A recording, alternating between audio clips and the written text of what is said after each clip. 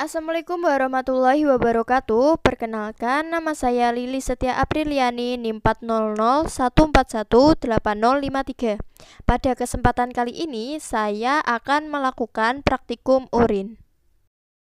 Tujuan praktikum dalam kegiatan kali ini yaitu memahami komponen-komponen yang terdapat dalam urin, memahami fungsi hormon chorion gonadotropin dalam urin, dan terampil melaksanakan eksperimen pengujian urin dan melakukan identifikasi hormon chorion gonadotropin dalam urin. Alat dan bahan yang digunakan yaitu alatnya ada botol, digunakan untuk menampung sampel urin, dan juga ada 2 buah test pack.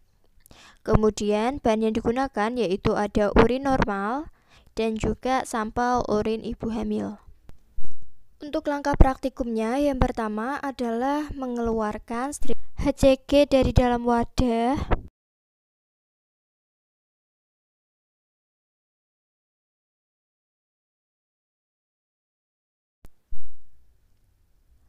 Setelah itu, membuka botol, kemudian memasukkan test pack ke dalam wadah hingga tanda batas maksimal selama 3-6 detik saja.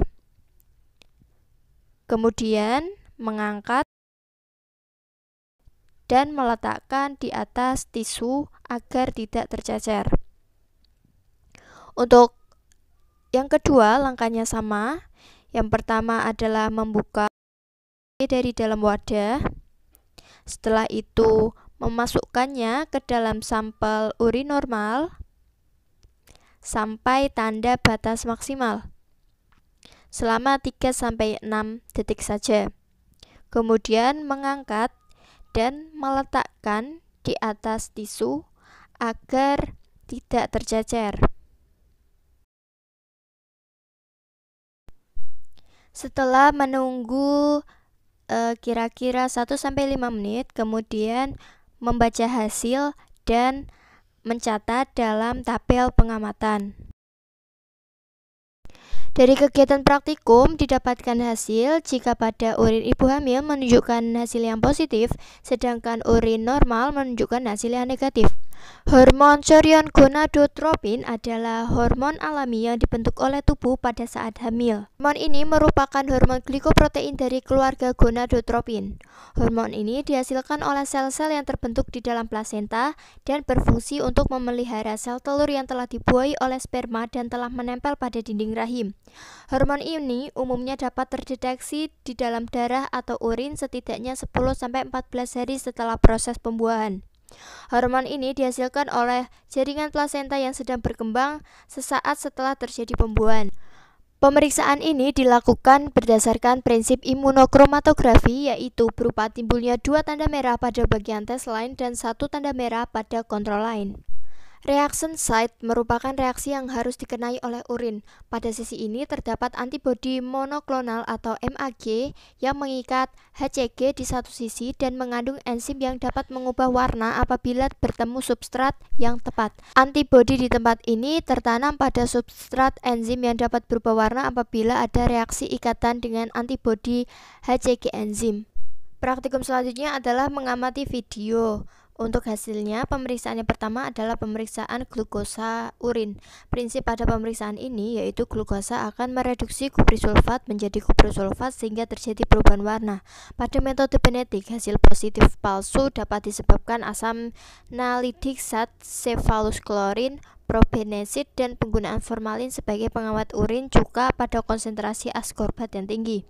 Pemeriksaan kedua yaitu adalah protein urin. Prinsip pemeriksaan pada pemeriksaan protein ini menggunakan asam asetat.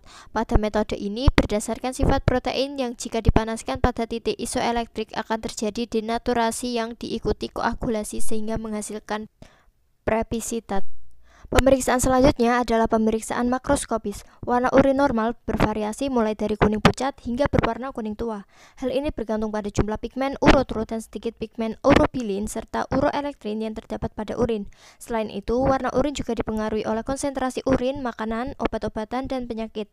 Kekeruan urin dapat dipengaruhi oleh fosfat, leukositoria, bakteri, hematuria, sel epitel, dan spermatozoa. Urin normal berwarna jernih dan transparan. Pemeriksaan jenis dan pH urin dilakukan dengan menggunakan carik celup dengan menggunakan pemeriksaan kimia urin. Sedangkan untuk pemeriksaan volume urin menggunakan urin 24 jam. Cara pengumpulan urin yaitu dengan menampung urin pasien saat berkemih di pagi hari saat bangun tidur. Urin kedua dikumpulkan pada pagi hari berikutnya pada tabung pengumpul dan dihitung sebagai volume urin 24 jam. Pemeriksaan berat jenis urin menggunakan refraktometer atau carik celup. Prinsip dari pemeriksaan ini berhubungan dengan konsentrasi ion dalam urin. Indikator akan berubah warna sesuai dengan konsentrasi ionik dan kemudian dibaca sebagai nilai berat jenis urin. Mula-mula dipstick dimasukkan ke dalam urin segar selama 30-60 detik dan terjadi perubahan warna. Setelah itu membandingkan dengan skala warna yang tersedia pada botol reagen. Selanjutnya adalah pemeriksaan mikroskopis urin yang dapat menentukan unsur sedimen organik dan anorganik dalam urin secara mikroskopis. Urin yang dipakai sebaiknya adalah urin pekat dengan berat jenis lebih dari 1,023. Urin yang pekat lebih mudah didapat bila memakai urin pagi. Urin juga harus segar karena sel dan silinder akan lisis dalam waktu 2 jam setelah pengumpulan urin. Pada uji ini terlihat eritrosit, leukosit, epitel squamusa, epitel transisional, epitel tubulus renal, dan oval fat bodies. Selain itu juga terdapat jenis kristal dalam sedimen urin yaitu amorf urat, asam urat, kalsium oksalat, amorf fosfat, triple fosfat, amonium biurat, cistin, leusin, tirosin, kolesterol, bilirubin, sulfonamide, dan zat warna radiografik. Pada uji mikroskopis ini juga terlihat jenis-jenis epitel yang ditemukan dalam sedimen urin, yaitu ada silinder hialin, silinder eritrosit, silinder leukosit, silinder granular, silinder epitel, dan silinder lemak, serta silinder lilin. Sekian praktikum yang sudah saya lakukan. Semoga bermanfaat. Terima kasih. Wassalamualaikum warahmatullahi wabarakatuh.